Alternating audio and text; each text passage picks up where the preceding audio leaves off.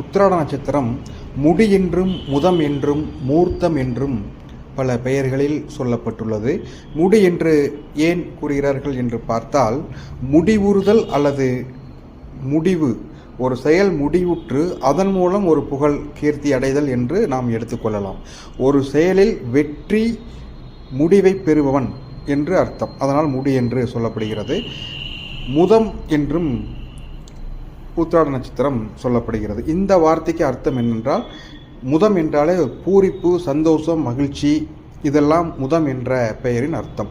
இந்த உத்திராட நட்சத்திரக்காரர்கள் எப்பொழுதும் தன்னம்பிக்கையும் ஒரு நிலையான மகிழ்ச்சியையும் உடையவர்கள். அதனால் முதம் என்று சொல்லப்படுகிறது.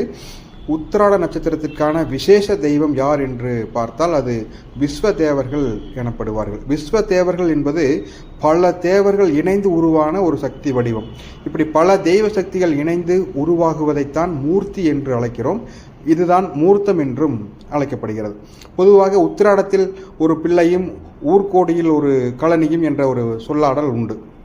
இதுக்கு என்ன அர்த்தம்னா, வீட்டில் உத்திராடத்தில் ஒரு குழந்தை பிறந்து, அதுவும் குறிப்பாக ஆண் குழந்தையாக இருந்தால் இந்த குழந்தை அந்த குடும்பத்திற்காக பாடுபட்டு எப்படியாவது அந்த குடும்பத்தையும் முன்னுக்கு கொண்டு வந்தே தீரும். அதே போல் நீருள்ள ஒரு கழனி, அது பக்கத்தில் ஒரு வயல் இருந்தால் போதும், அந்த குடும்பம் முன்னுக்கு வந்துடும் அப்படின்னு சொல்லப்பட்டுகிறதா இந்த உத்திராடத்தில் ஒரு பிள்ளையும் ஊர்கோடியில் கழனியும் என்ற ஒரு பேச்சு வழக்கு.